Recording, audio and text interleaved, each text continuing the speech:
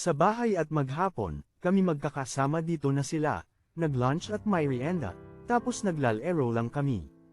Weekly ganon ang gawain namin, kung hindi samin, aayain nila ko, Kilalay at Don lalaro ng spin the battle, madalas wala, ang mama ni Lay, kaya dun kami, tapos pinapasunod namin.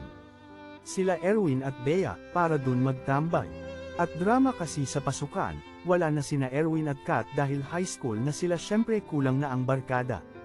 After 2 months grade 6, kami ni Bea, nabisi na rin kami ni Bea at si Corby, hindi na nagpatuloy, dahil baksak rin naman siya.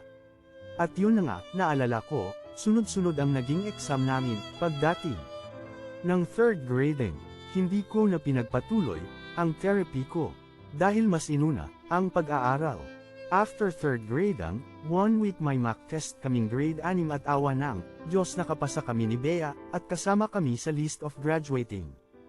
At isang araw wala kaming ginagawa, na pagkasunduan nila, RJ, Bea at Lay, na umakyat sa room ni na Lea.